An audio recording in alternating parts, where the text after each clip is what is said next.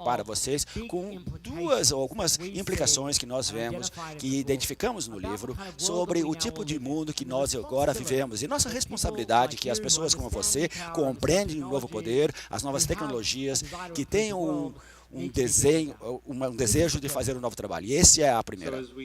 Então, quando pensamos em todas essas, o empowerment e a participação, dessa desintermediação que vocês frequentemente trabalham, uma das grandes questões da nossa era é o espaço que nós trabalhamos. Pensamos sobre as grandes plataformas do nosso mundo, pensamos Facebook e outras como formas de participação. E nós estamos se engajando, nós temos o poder para dividir, mas essas plataformas por si próprias estão mudando as nossas vidas de maneiras escondidas, estão tomando o público espaço em maneiras menos estruturas. Elas estão dando uma estrutura para o social good no mundo que a gente vê como problemático para o futuro. E o segundo grande risco é o risco que nós chamamos o risco da plataforma homem forte. E nós achamos que isso não poderia ser mais relevante no momento para o Brasil nesse momento. Donald Trump combina porque ele se tornou presidente, é porque ele tinha, infelizmente, uma grande habilidade para dar às suas multidões a mobilidade, uma agência. Ele disse que eles deveriam se soltar, se libertar, e ele disse nos seus discursos, se um de meus apoiadores der um soco numa pessoa que não gosta, eu vou pagar as taxas legais. Então, o que ele estava fazendo? Ele estava agregando essas forças, ao mesmo tempo ele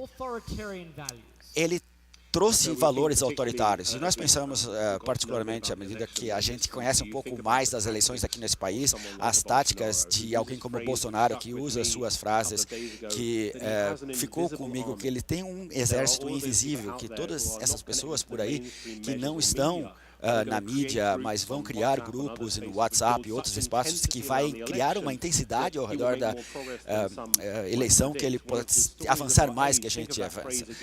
Pense, mais uma vez, esses exércitos invisíveis. Lembre-se do exército invisível ao redor do Brexit, mas havia um exército invisível que não era registrado. E pense na eleição americana e, através da eleição, a favorabilidade da Hillary era 10 pontos acima de Donald Trump, mas as análises de mídias sociais mostrou uma diferença histórica. Pelas redes sociais, Donald Trump estava 10 pontos acima, e no momento na eleição que ele tinha uma maior favorabilidade nas mídias sociais foi o dia que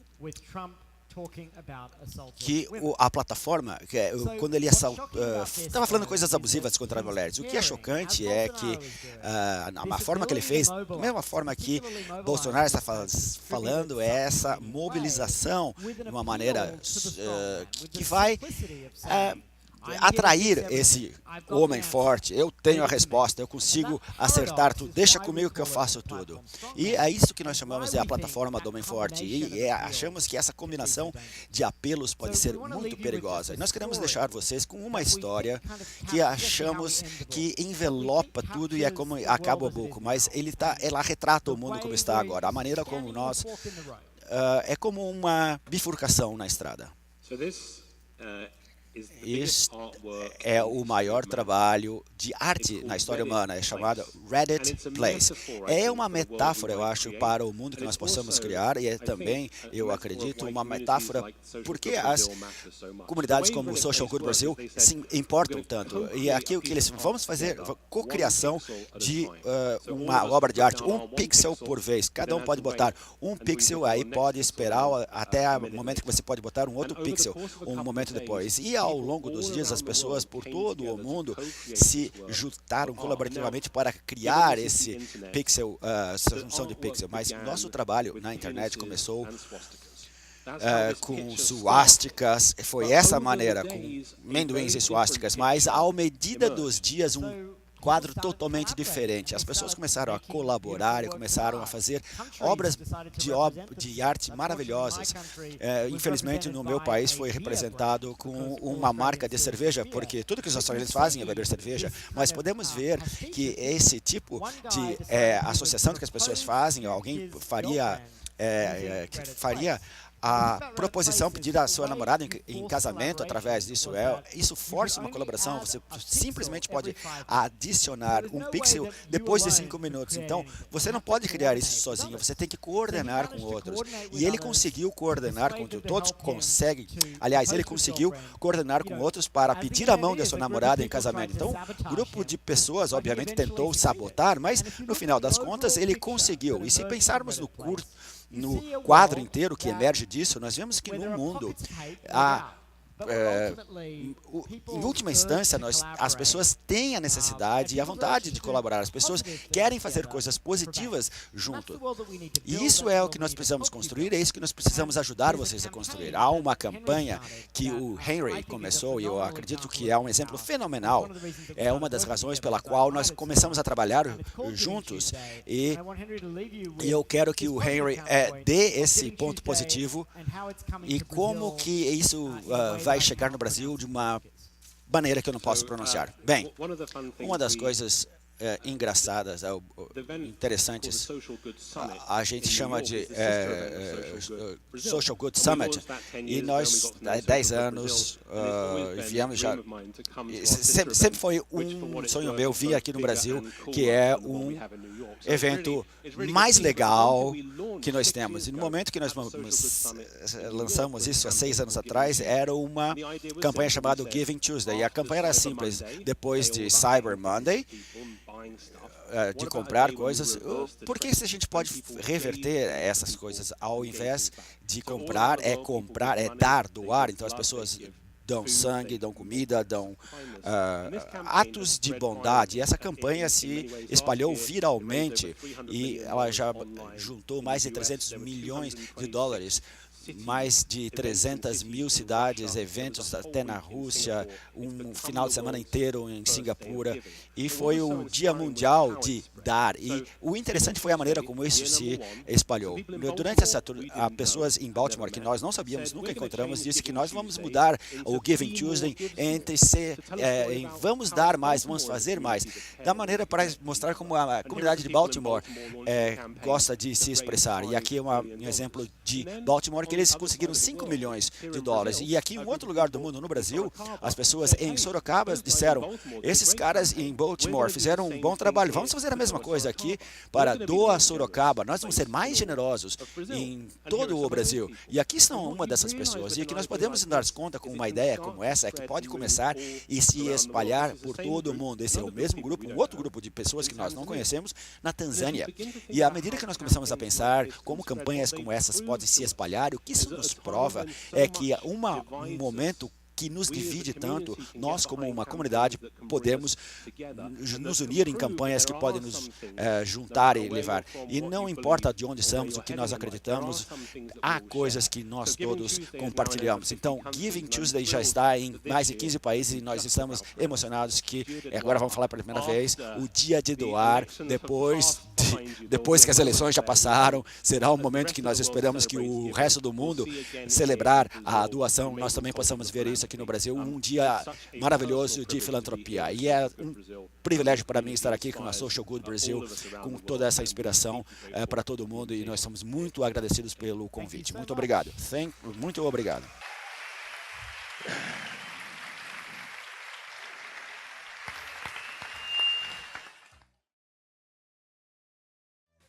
Eu vou começar contando para vocês uma breve história que a gente leu o artigo que eles lançaram em 2014 na Harvard Business I'm going to Review. start by telling you a story. We read the article that they launched in 2014, Understanding the New Power, and since then we were very much inspired by their work.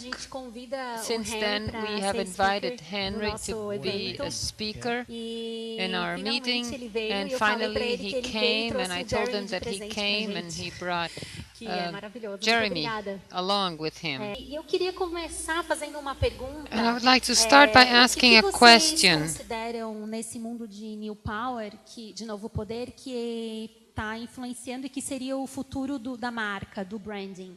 What do you think is the future of branding? Eu acho que parte do futuro do branding é que as marcas têm que sair do caminho. Então, eu acho que se a gente pensar numa marca como Giving Tuesday, bom, se o Henry tivesse baseado essa iniciativa só na sua empresa, na sua organização, não teria ido a lugar nenhum. Então, o importante, especialmente em organizações sem fins lucrativos, é que eles passam a maior parte do tempo pensando como vamos ficar mais famosos, como vamos ficar mais conhecidos, como que a gente vai ficar melhor do que essa outra organização. Então, o que Giving Tuesday mostra, entre várias outras coisas, é que as pessoas que podem criar coisas, mas também elas lançam essas coisas no mundo, e as coisas se espalham para todas as direções. Então, o pessoal que fez o movimento Ser Generosos tem também muitas coisas que as beneficiam, porque as pessoas reconhecem que aí é que está a inovação. Então, eu acho que é uma experiência bacana de raciocínio que toda organização deveria experimentar durante 12 meses. Quais são as coisas que vocês fazem que a sua marca não representa? É um super desafio. That's a super challenge. That's very nice. Eu vou começar a trazer perguntas de vocês. Então, tem uma pergunta da Sandra Rubia, que é professora em Santa Maria, Rio Grande do Sul. E a pergunta dela é como que ativistas, professores e todos aqueles que sonham com um mundo melhor podem, por exemplo, pensar um novo modelo, né, fazer à frente ao imenso poder de uma grande corporação como Facebook e Google. I think ultimately what we would say is O que a gente diria, em última análise, é que, como militantes, como ativistas, a gente pensa assim, a gente sabe como pressionar um governo, a gente sabe, é isso que a gente faz como militante. A gente diz, mude essa lei, mas como o Facebook se tornou esse radar, essa arena da democracia, é mais importante até do que os governos. Então, a gente tem que parar de tratar o Facebook como se fosse um governo. Temos que então, na verdade, hoje em dia é muito difícil sair do Facebook, porque a gente não consegue pegar os seus dados, seus amigos, seus relacionamentos e levar para outra plataforma. E é justamente por isso, esse é o tipo de coisa que and simply move it into another platform so that it's easy to create a world Então, é fácil criar mundo de várias redes sociais múltiplas onde a gente se junta a essas redes sociais. Great. And I have another question I'm going to do in English now, from Renato Guimarães. Tem uma pergunta do Renato Guimarães, eu vou fazê-la em inglês. The candidates of Trump and Bolsonaro Os candidatos Trump e Bolsonaro se identificam como uma representação do novo poder. Como que a gente pode lutar com isso sem jogar o mesmo jogo que eles? A pergunta é, se a gente tivesse um único argumento com nosso trabalho, seria que o futuro é uma batalha para a mobilização. Aquele que mobilizar melhor vai ganhar. Se vocês perguntarem para o pessoal que perdeu lá o Brexit, né, no movimento Brexit, as pessoas entendiam que o caso era lógico, e ninguém, mas isso não aconteceu. Então, todos temos um desafio e uma obrigação em pensar em como mobilizarmos as pessoas ao redor das coisas com as quais nos preocupamos mais, comunidades, bairros, setores sociais. Toda essa comunidade aqui representa alguma coisa, mas também precisamos daqueles que não estão nessa sala para também lutarem essa batalha do novo poder. Por exemplo, o mundo acadêmico, temos toda essa riqueza de conhecimento e está essencialmente escondida entre quatro paredes. Pensem no mundo médico. Os médicos têm informações incríveis, mas os pacientes não entendem, eles não entendem seus pacientes. Então, há um desvínculo democrático entre os poderes que estão emergendo e também candidatos como Bolsonaro, na verdade, não é uma eleição, é uma sociedade. Cada vez mais as pessoas participam de uma forma mais significativa. Então, se tivermos esses loops, temos feedbacks no nosso telefone e não temos feedback da democracia, a gente então sabe onde é que isso tudo vai dar. Eu vou fazer mais uma pergunta de Gabriel Siqueira. Ele quer saber como que você pode persuadir um empresário e corporações do poder antigo I'd para ask- abraçarem o novo whoever this poder. businessman is, Bom, seja quem I'd for start esse with this empresário, eu começaria com essa pergunta. Você acredita genuinamente que se você continuar com sua estratégia atual e não envolver mais as suas comunidades de forma mais ampla nos próximos 5 anos, você vai continuar liderando? Se ele disser que sim, aí nada precisa ser mudado. Eu sairia e ia trabalhar em outro lugar, porque a empresa dele não vai para um bom lugar. Porque nem todas precisam mudar tudo, mas toda organização. Porque o que o livro trata é o seguinte: há todo um conjunto novo de habilidades novas, de novo poder, como disseminar ideias, como levantar dinheiro, enfim, todo mundo tem que aprender essas habilidades básicas. A questão é como usá-las, mas todas as empresas vão precisar disso. Eu acho que o livro também trata em lidar com essa resistência à mudança. Temos que reconhecer que quando você coloca essa questão toda do novo poder no mundo, normalmente ameaça a identidade profissional das pessoas nas empresas. A gente conta a história dos cientistas da NASA, eles introduzem essa ideia de inovação aberta à NASA, e tem um contexto específico onde um cara, numa barraca lá nos Estados Unidos, que não é um cientista, acaba com uma resposta melhor do que o cientista tem. Então, não é ótimo isso? Ele fala, e aí a metade dos cientistas da NASA odeiam isso, porque eles se sentem ameaçados por isso, eles se recusam em participar na inovação aberta, e o que eles começam a recitar as suas qualificações para todo mundo. Porque eu fui para o MIT, porque eu fui para cá e para lá. Então, o que eles fazem nessas instituições do poder antigo, o que precisa se fazer lá é mudar a identidade das pessoas na sua cabeça e contar histórias onde você celebra essa ideia, onde você não tem todas as respostas, mas que você vai tentar procurá-las longe, bem além do seu mundo atual. Eu tenho uma pergunta agora da Carol, que tem o mesmo nome que eu, e ela diz que como você acha que será a inclusão das pessoas com necessidades especiais neste novo poder, considerando modelos que a maior parte das vezes não estão muito abertos a esse novo poder? Bom, eu acho que uma das grandes oportunidades, na minha opinião, com relação às necessidades de todo mundo, é que a oportunidade de ambas as plataformas, onde essas plataformas podem se unir, as pessoas podem abordar assuntos que não têm sido abordados há muito tempo. Por exemplo, há uma plataforma em Israel que está projetando todo tipo de operadores, ideias, produtos para as pessoas com necessidades especiais. Algumas são até desenhadas para uma pessoa só no mundo, porque eles querem que as pessoas, outras pessoas também se engajem. Então, a gente vê muitas oportunidades boas. Por outro lado, vemos repetidamente esses novos sistemas que prometem ser muito participativos, que, na verdade, não se preparam para as pessoas que não têm as necessidades do público em geral. Então, temos que cuidar muito com essa questão do novo poder. Não se trata de mágica, não se trata de milagre. Geralmente, o que acontece é que as mesmas desigualdades que víamos antes só aumentam.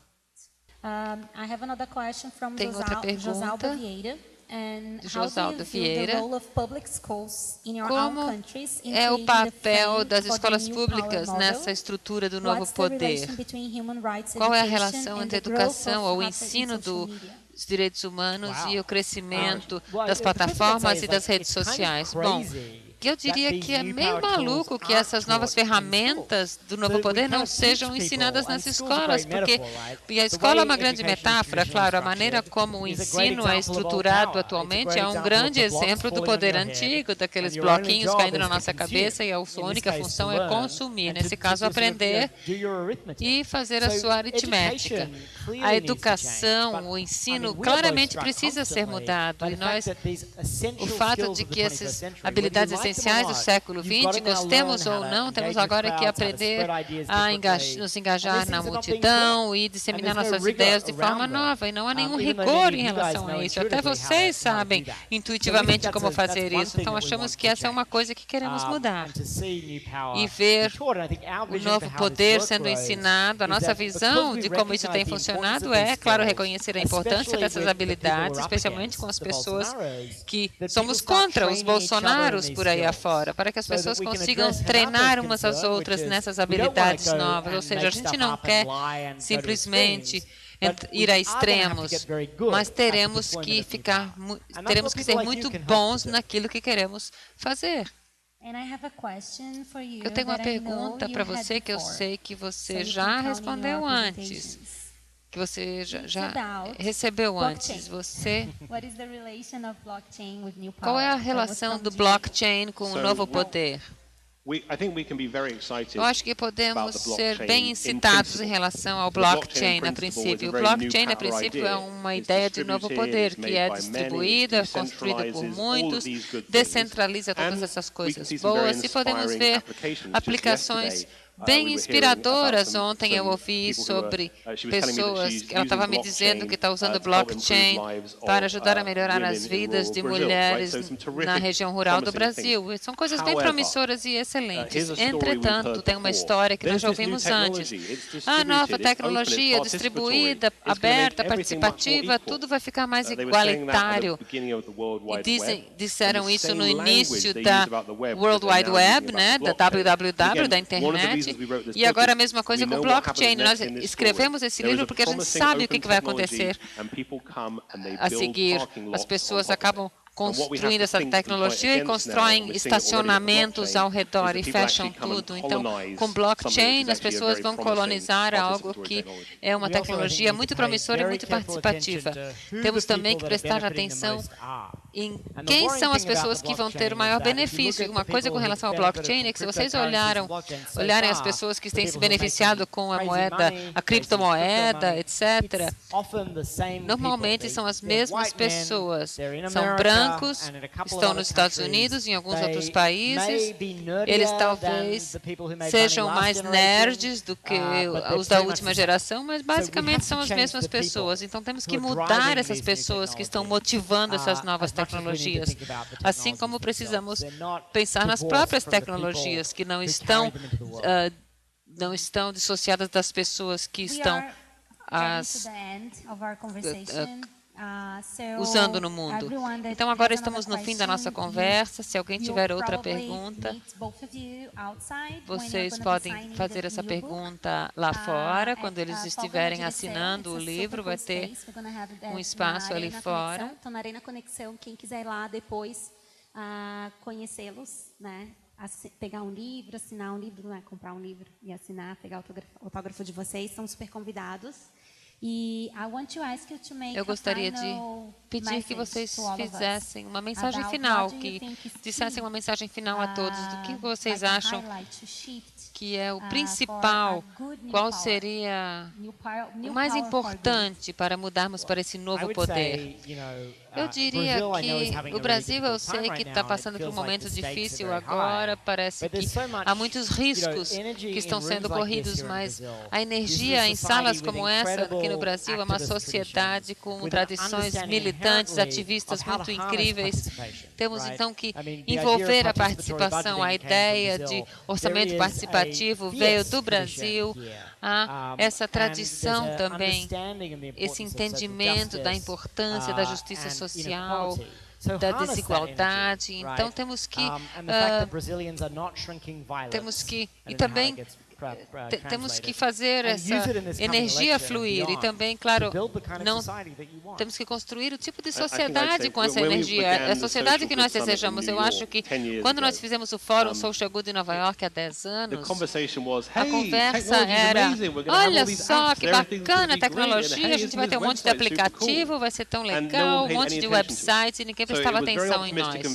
Era muito otimista, mas muito periférico. As comunidades agora das quais fazemos parte não são periféricas. Esse assunto aqui, quando vocês começaram o Social Good Brasil, era uma coisa periférica, agora não, está no cerne de toda a sociedade. E eu acho que todo mundo, os líderes dessa comunidade, estamos correndo mais riscos. Agora temos mais capital humano disponível do que em qualquer momento da história. Estamos envolvendo pessoas que querem se importar, que querem se sentir importantes. O que vamos fazer com esse capital humano?